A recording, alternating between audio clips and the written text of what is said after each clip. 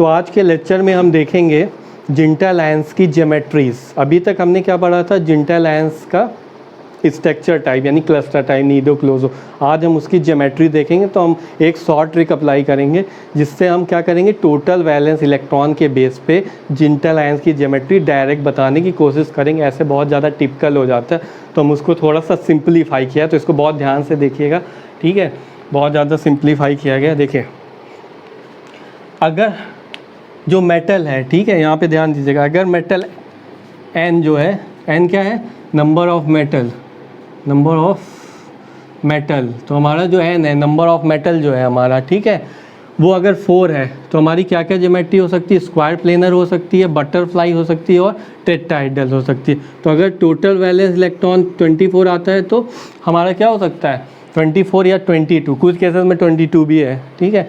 तो हमारा क्या हो सकता है, स्क्वायर प्लेनर हो सकता है, ठीक है। अगर हमारा 22 आता है यहाँ पे, ठीक है, तो हमारा क्या है, बटरफ्लाई है, बहुत ज़्यादा बार इंपॉर्टेंट इसमें क्या है, बटरफ्लाई और टेट्राहेड्रल।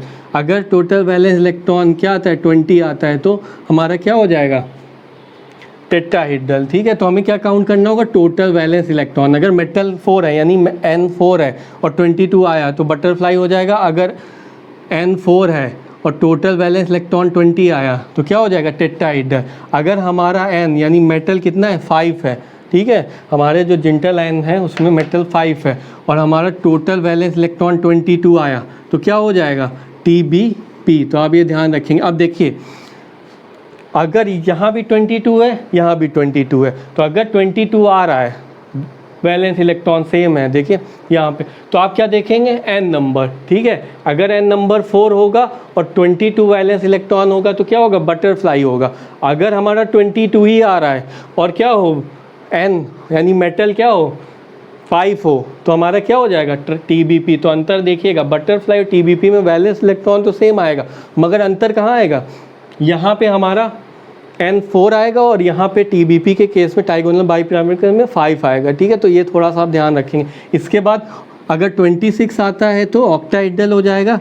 अगर 30 आता है, 6 मेटल का केस है, n कितना है, 6 है, तो ऑक्टाहेड्रल है 26 और n मेटल कितना हो, 6 हो, तो हमारा ऑक्टाहेड्रल। अगर टोटल वैलेंस इलेक्ट्रॉन 30 आया और मेटल 6 ही है तो क्या हो जाएगा, ट्राइगोनल प्रिज्म। तो यहाँ तो डिफ्रेंशिएट आपका किसके बेस पे हो जाएगा, मेटल और टोटल वैलेंस इलेक्ट्रॉन, ठीक है। उसके बाद अगर टोटल वैलेंस इलेक्ट्रॉन 38 आ रहा है, ठीक है, और देखिए नीचे वाले में भी 38 आ रहा है, टोटल वैलेंस इलेक्ट्रॉन हमारा स्क्वायर एंटीप्रिज्मेटिक में भी 38 है, ध्यान दीजिएगा, और यहाँ पे ट्राइकैप्ड ट्राइगोनल प्रिज्म में भी 38 है। तो स्क्वायर एंटीप्रिज्मेटिक और ट्राइकैप ट्राइगोनल प्रिज्मेटिक दोनों 38 है। तो हमें क्या देखना होगा, n यानी नंबर ऑफ मेटल।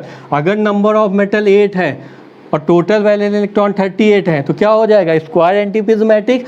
और अगर टोटल वैलेंस इलेक्ट्रॉन 38 ही है, ठीक है, और मेटल चेंज हो जाए, 9 हो जाए, तो हमारा क्या हो जाएगा, ट्राइकैप ट्राइगोनल प्रिज्म। तो एक तो हमारा डिफ्रेंशिएट कहाँ ध्यान रखना है, बटरफ्लाई और ट्राइगोनल बाइपिरामिडल में n के बेस पे हम अलग कर लेंगे। इसमें n 4 है, इसमें 5 है, टोटल वैलेंस इलेक्ट्रॉन सेम है। दूसरा हमें कौन सा ध्यान रखना होगा, स्क्वायर एंटीप्रिज्मेटिक और ट्राइकैप ट्राइगोनल प्रिज्म। यहाँ भी 38 है, मगर क्या है, स्क्वायर एंटीप्रिज्मेटिक में n क्या है, मेटल 8 है और यहाँ पे कितना है, 9 है। तो ये दो केस आप बहुत ध्यान से याद रखेंगे, ठीक है। उसके बाद देखिए, मेटल कितना है, 9 ही है, मगर अब तो यहाँ पे टोटल वैलेंस इलेक्ट्रॉन चेंज हो गया ना, तो इन दोनों में तो आसानी से डिफ्रेंशिएट हो जाएगा कि अगर टोटल वैलेंस इलेक्ट्रॉन 40 आता है तो क्या हो जाएगा, मोनोकैप्ड स्क्वायर एंटीप्रिज्मेटिक। अगर 42 आ रहा है तो क्या हो जाएगा, बाइकैप्ड स्क्वायर एंटीप्रिज्मेटिक 10 मेटल के साथ, ठीक है। मगर ध्यान क्या रखना है, एक ये केस याद रखना है, क्योंकि यहाँ पे टोटल वैलेंस इलेक्ट्रॉन सेम है तो n के बेस पे हम अलग करेंगे, 4 और 5, ठीक है। दूसरा में ध्यान रखना है, यहाँ पे 38 है, ठीक है। टोटल वैलेंस इलेक्ट्रॉन काउंट करेंगे तो हम क्या देखेंगे, तो हमारे दिमाग में आएगा यार स्क्वायर एंटीप्रिज्मेटिक भी हो सकता है, ट्राई क्या, मगर जैसे ही हम मेटल को देखेंगे, अगर मेटल क्या हो, n नंबर ऑफ मेटल 8 होगा तो स्क्वायर एंटीप्रिज्मेटिक होगा, अगर 9 होगा तो क्या होगा, ट्राइकैप ट्राइगोनल प्रिज्म। तो इतना हमें ध्यान रखना होगा। ये हमने उनके दिए हैं जो मोस्टली पूछे गए हैं, तो इतना तो आपको याद रखना ही रखना होगा, तब हम जिंटल आयंस की ज्योमेट्री को डिफाइन कर पाएंगे। हम कुछ एग्जांपल के थ्रू हम इसको आपको समझाने की कोशिश करते हैं, ठीक है। इतना तो आपको याद रखना है। तो देखिए एक दो एग्जांपल के थ्रू बताते हैं जो एग्ज़ाम में आए भी हैं और कुछ नए भी एग्जांपल लेंगे जो आ सकते हैं, ठीक है। तो पहला एग्जांपल जो हमारा रहेगा वो हमारा रहेगा फर्स्ट एग्जांपल नंबर 1, ठीक है। तो पहला एग्जांपल हमारा है PB4, ठीक है, PB4 4 माइनस। अब देखिए कुछ नहीं करना है, हमें सबसे पहले क्या काउंट करना है, टोटल वैलेंस इलेक्ट्रॉन। तो अब देखिए आप टोटल वैलेंस इलेक्ट्रॉन तो काउंट कर लेंगे। PB है, लेड है, कार्बन की फैमिली में आता है, 4 होते हैं, तो 4 × 4 4 है, ठीक है। और -4 है तो +4 यानी कितना आ गया, 20 आ गया, ठीक है। और n कितने हैं यहाँ पे, 4 है, तो n कितना हो गया हमारा, 4 हो गया, नंबर ऑफ n 4 हो गया हमारा, ठीक है, 4 है। और टोटल वैलेंस इलेक्ट्रॉन कितने हैं, 20 हैं। तो आपको अगर वो अभी जो हमने लिखाया है वो अगर आपको याद होगा चार्ट, तो वहाँ पे क्या था, N4 और 20 के केस में क्या था, टेट्राहेड्रल। तो इसकी ज्योमेट्री क्या हो जाएगी, तो जो हमारा ये है इसकी ज्योमेट्री क्या हो जाएगी, टेट्राहेड्रल हो जाएगी, ठीक है। इसी तरह हम नेक्स्ट एग्जांपल लेते हैं, एग्जांपल नंबर 2 लेते हैं। सेकंड एग्जांपल हमारा हो जाएगा PB5 2 माइनस, ठीक है। तो सेकंड एग्जांपल हम ये लेते हैं PB5 2 माइनस, ठीक है। तो इसके केस में देख लीजिए फिर से भाई, टोटल वैलेंस इलेक्ट्रॉन काउंट कर लो, टोटल वैलेंस इलेक्ट्रॉन। अब देखिए लेड भी किसकी फैमिली में आता है, कार्बन की फैमिली में, तो कितना हो जाएगा, 4 वैलेंस में होता है, 5 है और +2 यानी कि कितना आ गया, 22 इलेक्ट्रॉन। n कितना है आपकी बार, 5 है, तो n यहाँ पे कितना हो जाएगा आपका, n की बात अगर हम करें, इसके लिए n की बात करें तो n कितना हो जाएगा, 5। तो अभी हमने वो लिखाया है n 5 हो और 22 इलेक्ट्रॉन हो, तो क्या हो जाती है ज्योमेट्री, n 5 हो और 22 इलेक्ट्रॉन हो, ठीक है, 22 इलेक्ट्रॉन हो तो हमारी हो जाती है ट्राइगोनल बाई पिरामिडल यानी TBP। अब नेक्स्ट एग्जाम्पल हम लेते हैं, बहुत ज़्यादा इंपॉर्टेंट है, थर्ड एग्जाम्पल TL6 8 माइनस आ सकता है, ठीक है, TL6 8 माइनस। अब TL किस में आता है, आपकी बोरान की फैमिली में, तो वैलेंस में कितना हो जाएगा, 3, तो 2 रन काउंट करेंगे, 1 सेकंड में होता है। टोटल वैलेंस इलेक्ट्रॉन कितना आ गया, 3 × 6 + 8, ठीक है। अब देखिए कितना हो जाएगा, 18 8 26, तो 26 को हमने क्या बताया था, ऑक्टाहेड्रल। आप n भी देख सकते हैं, n यहाँ पे कितना है, कितने हैं थैलियम, 6, तो n 6 हो जाएगा, तो n तो 6 है और टोटल इलेक्ट्रॉन कितने हैं, 26 है, तो यानी कि हमारी ज्योमेट्री क्या आ जाएगी इसकी, ऑक्टाहेड्रल आ जाएगी, ठीक है। कुछ और एग्जांपल देख लेते हैं, एग्जांपल नंबर 4 देख लेते हैं, SN8 6 माइनस, बहुत इंपॉर्टेंट है, SN8 6 माइनस, ठीक है। फिर से इसका टोटल वैलेंस इलेक्ट्रॉन निकाल लीजिए, टोटल वैलेंस इलेक्ट्रॉन कितना हो जाएगा, SN आपकी किसकी फैमिली में आता है, कार्बन की फैमिली में 10 है, ठीक है। तो आपका कितना हो जाएगा, 4 × 8 + 6, तो 32 + 6 38। और आप यहाँ से अगर n देखेंगे तो 8 ही है, तो n कितना हो जाएगा, SN कितना 8 है, तो n = 8 और 38 अगर उसमें जाएंगे तो कितना हो जाएगा, इसकी ज्योमेट्री क्या बताई थी हमने, इसको हमने डिफ्रेंशिएट किया था। अगर n 9 होता तो क्या हो जाता, अगर n 9 होता और 38 आता तो क्या हो जाता, ट्राई कैप्ड ट्राइगोनल प्रिज्म। मगर n 8 है, तभी हमने कहा था, ध्यान रखिएगा, n 8 है और ये 38 है, यानी कि ये क्या हो जाएगा, स्क्वायर एंटी प्रिज्मेटिक। समझ में आ रहा होगा, बहुत जल्दी होगा, ठीक है, स्क्वायर एंटी प्रिज्मेटिक। कुछ एग्जांपल और देख लेते हैं, इतनी बात समझ में आ गई होगी, क्लियर होगा। कुछ एग्जांपल्स और देखते हैं जल्दी जल्दी। 5th एग्जांपल लेते हैं हम, 5th एग्जांपल G9 जर्मेनियम का है, G9 2 माइनस। तो यहाँ पे टोटल वैलेंस इलेक्ट्रॉन निकालो, कितना हो जाएगा, जर्मेनियम किस में आता है, कार्बन की फैमिली में, तो यहाँ हो जाएगा 4 × 9 + 2, यानी फिर से आपका कितना आ गया 38। अभी जो फोर्थ एग्जाम्पल था वहाँ कितना आया था 38, मगर अगर यहाँ पे n देखोगे, आप ध्यान दीजिएगा यहाँ पे बहुत इंपॉर्टेंट है, अगर यहाँ पे n लिखोगे वहाँ n कितना था 8 था, यहाँ n कितना है 9 है, तो 8 था तो स्क्वायर एंटी प्रिज्मेटिक था, अगर n 9 है और 38 है तो क्या आ जाती थी ट्राई कैप्ड ट्राइगोनल प्रिज्मेटिक। ठीक है, तो दोनों में डिफ्रेंशिएट करना सीख लो। फोर्थ एग्जाम्पल जो बताया और फिफ्थ एग्जाम्पल, वहाँ पे भी 38 था, यहाँ भी 38 है। ठीक है, मगर डिफरेंस कहाँ आ रहा है, नंबर ऑफ मेटल, वहाँ 8 था तो स्क्वायर एंटी प्रिज्मेटिक था, यहाँ 9 है तो ट्राई कैप ट्राइगोनल प्रिज्म। एक और एग्जाम्पल यहाँ पे लेते हैं, नाइन्थ एग्जाम्पल, यहाँ पे नाइन्थ एग्जाम्पल लेते हैं, SN 9 4 माइनस, बहुत इंपॉर्टेंट है ये, आपके शायद CSIR में आया है, अभी हम प्रीवियस ईयर कराएंगे तो फिर आएगा। ठीक है, तो ये आ चुका है आपके प्रीवियस ईयर क्वेश्चन में। ठीक है, देखिएगा इसको, टोटल वैलेंस इलेक्ट्रॉन यहाँ पे कितना हो गया, SN आपकी किसकी फैमिली में आता है, कार्बन की फैमिली में, तो 4 × 9 36 + 4 यानी 40 इलेक्ट्रॉन आ गया। ठीक है, 40 electron, total valence electron 40, n कितना है 9 है। ठीक है, n 9 और 40 क्या बताए थे, क्या हो जाएगा ये, इसका आपका क्या हो जाएगा, मोनोकैप्ड, 40 पे ही पता चल जाएगा। ठीक है, मोनोकैप्ड एक कैप है, और square anti prismatic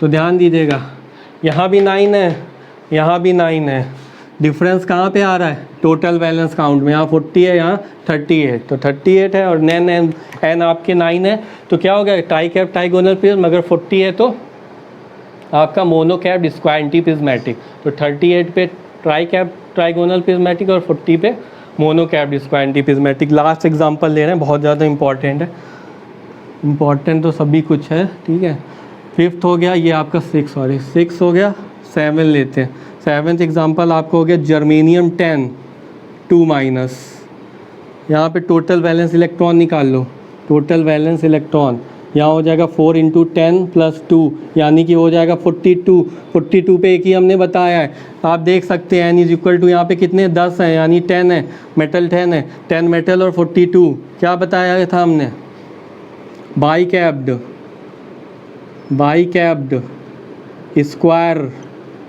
square anti prismatic.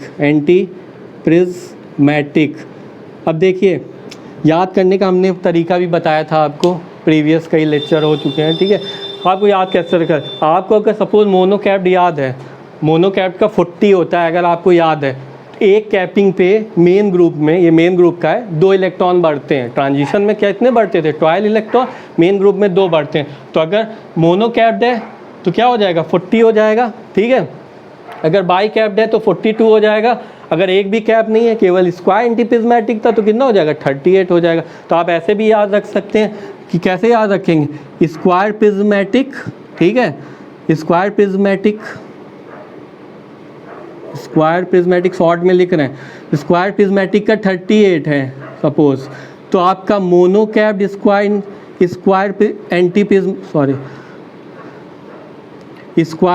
Prismatic का 38 है, तो मोनोकैप्ड स्क्वायर एंटी प्रिज्मेटिक का कितना हो जाएगा 40 इलेक्ट्रॉन हो जाएगा, 2 बढ़ रहा है, एडिशन ऑफ 2 इलेक्ट्रॉन। ठीक है, उसी तरह बाइकैप्ड स्क्वायर एंटी प्रिज्मेटिक का कितना हो जाएगा, फिर से 2 इलेक्ट्रॉन ऐड कर दो, कितना हो जाएगा 42 इलेक्ट्रॉन। तो हमें ये ध्यान रखना है कि एक हमें याद है स्क्वायर एंटी प्रिज्मेटिक का 38 होता है, तो मोनोकैप्ड का 2 जोड़ देंगे 40 हो गया, उसी तरह बाइकैप्ड में 2 और जोड़ देंगे तो 42 हो गया। तो याद रखने के बहुत सारे तरीके हैं, तो आप उसको याद रखेंगे।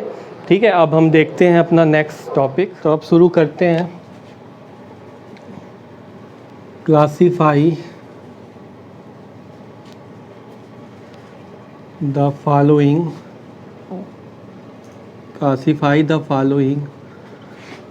gentle ions gentle ions into type of boron, into type of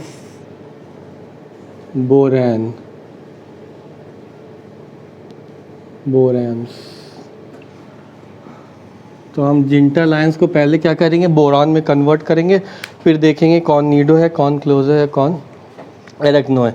तो हम यहाँ पे कुछ एग्जांपल्स लेते हैं। पहला एग्जांपल आपका Pb5 2-, ठीक है। तो इस सबसे पहले हमें ये जानना होगा आइसोलोबल फ्रेगमेंट क्या होते हैं, ठीक है। इस हम आगे डिस्कस करेंगे लेक्चर्स में, मगर अभी आप इतना ये जान लीजिए कि आइसोलोबल फ्रेगमेंट्स वो होते हैं जिनके वैलेंस इलेक्ट्रॉन सेम होते हैं तो बहुत सारे कॉन्सेप्ट, ठीक है। वैलेंस इलेक्ट्रॉन भी सेम होना चाहिए, एनर्जी भी सेम होनी चाहिए, ठीक है, शेप भी चेंज होना चाहिए। अब देखिए सेम होना चाहिए। अब हमें यहाँ पे क्या करना है, इसको बोरान्स में कन्वर्ट करना है। तो हम जानते हैं कि जो कार्बन की फैमिली है, ठीक है, कार्बन हो गया, सिलिकॉन हो गया, ठीक है, जर्मेनियम हो गया, टिन हो गया, ठीक है, और हमारा टिन हो गया, जर्मेनियम हो गया, टिन हो गया और लेड हो गया।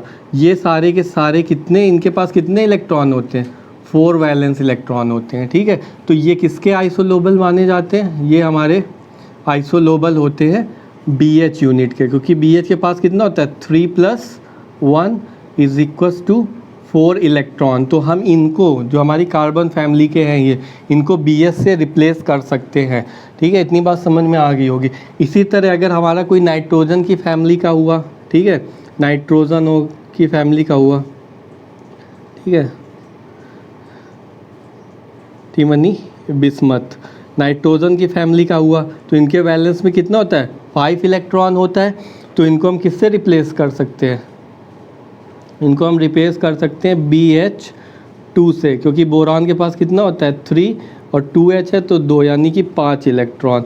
इसी तरह ऑक्सीजन की फैमिली का होगा, ठीक है, ऑक्सीजन के पास कितना होता है 6 इलेक्ट्रॉन, ठीक है। तो इसको हम रिप्लेस कर सकते हैं किससे, आइसोलोबल किससे होगा BH3 से, जो ऑक्सीजन की फैमिली के हैं, ऑक्सीजन एंड फैमिली जो इसकी फैमिली वाले हैं, ठीक है। ये किससे रिप्लेस होंगे, B के पास 3 हो गया प्लस हाइड्रोजन का 3, यानी कि 6 इलेक्ट्रॉन, और ऑक्सीजन फैमिली के पास भी 6 होता है। तो हमें ये थोड़ा पता होना चाहिए। अभी बहुत डिटेल हम आपको आगे पढ़ाएंगे, अभी केवल इतना ध्यान रखिए कि अगर कहीं पे भी कार्बन फैमिली के मेंबर हैं, ठीक है, उनको हम BH से रिप्लेस कर सकते हैं। अगर हमारे पास नाइट्रोजन की फैमिली के हैं तो उनको BH2 से रिप्लेस कर सकते हैं, और जो हमारी ऑक्सीजन की फैमिली के उनको BH3 से रिप्लेस कर सकते हैं। तो यहाँ पर देखिएगा क्या है Pb5, तो Pb को हम किससे रिप्लेस कर सकते हैं BH यूनिट से, Pb को हम किससे रिप्लेस कर सकते हैं BS यूनिट से। तो रिप्लेस कर लीजिए, तो क्या हो जाएगा यहाँ पे, अगर हम बोरान में रिप्लेस करेंगे इसको तो हमारा क्या हो जाएगा BH,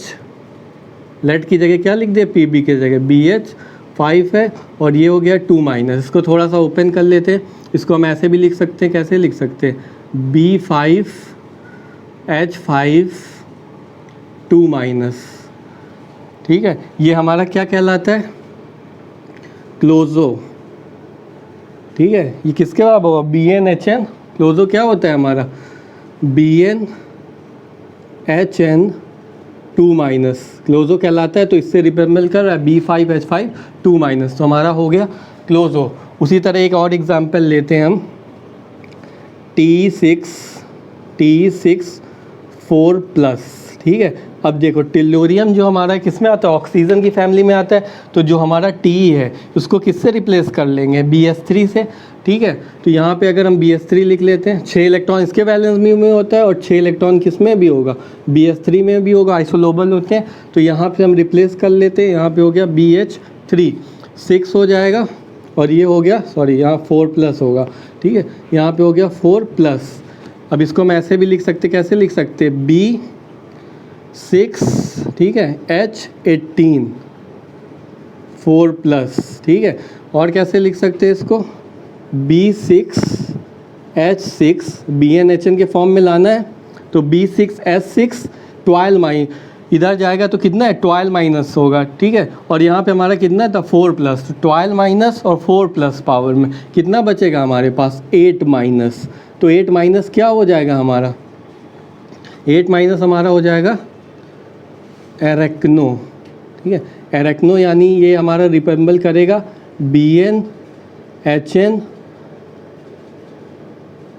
सॉरी यार ये हमारा हो जाएगा सॉरी B6S6 8-, ठीक है। तो ये रिजेंबल करेगा हमारा हाइपो से, ठीक है। हाइपो हमारा होता है BN HN 8-, ठीक है। इसी तरह कुछ एग्जांपल्स और ले लेते हैं हम।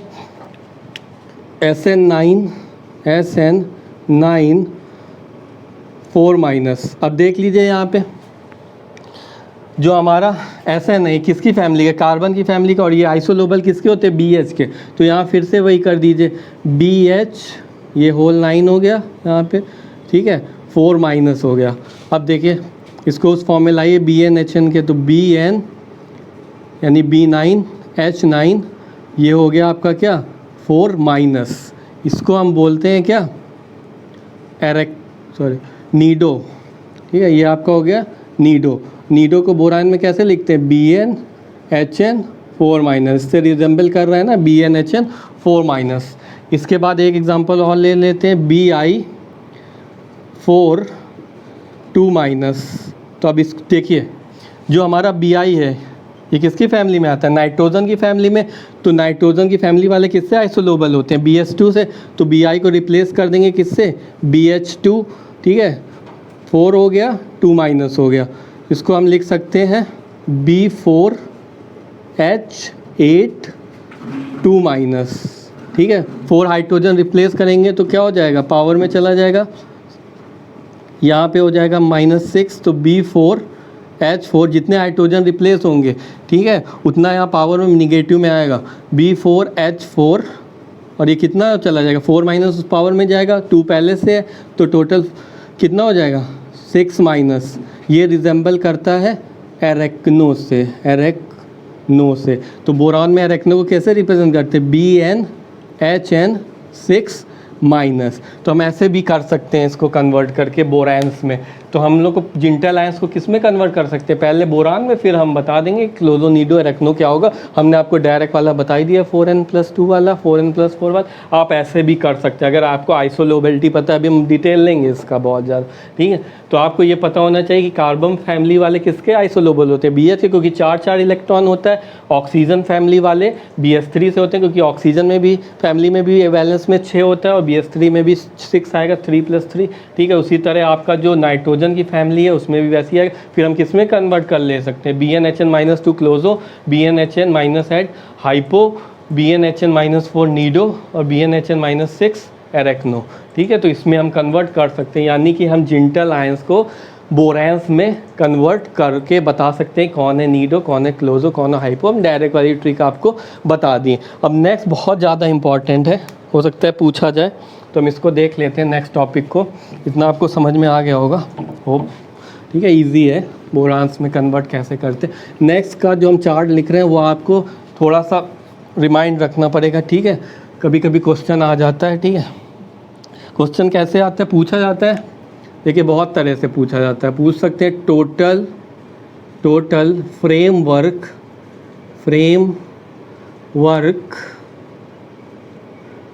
Electron pair,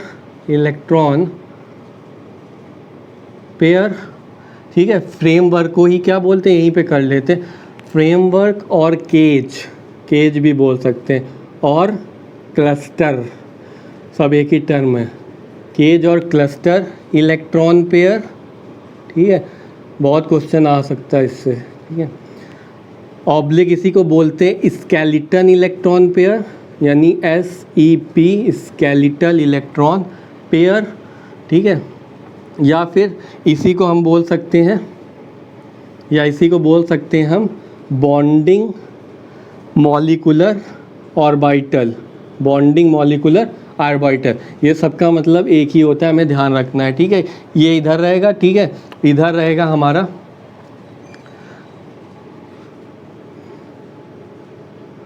type of cluster किस टाइप के हैं, ठीक है। तो क्लस्टर टाइप, तो अगर हमारा फ्रेमवर्क इलेक्ट्रॉन पेयर, ठीक है, फ्रेमवर्क इलेक्ट्रॉन पेयर N-1 आता है, ठीक है, n-1, n-1, तो वो हमारा क्या हो जाएगा, n क्या है, नंबर ऑफ मेटल, n-1 होता है तो उसको बोलते हैं हम सुपर क्लोजो, ठीक है। अगर केवल n आता है, ठीक है, n, तो हमारा हो जाएगा, निकालना है, ठीक है, सुपर क्लोजो। उसके बाद हमारा आ जाएगा आपका यहाँ पे सुपर क्लोजो के बाद हाइपर क्लोजो, हाइपर क्लोजो।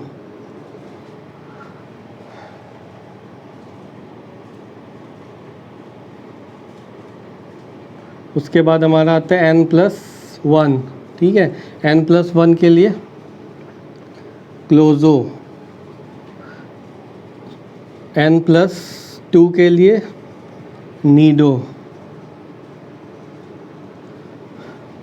n+3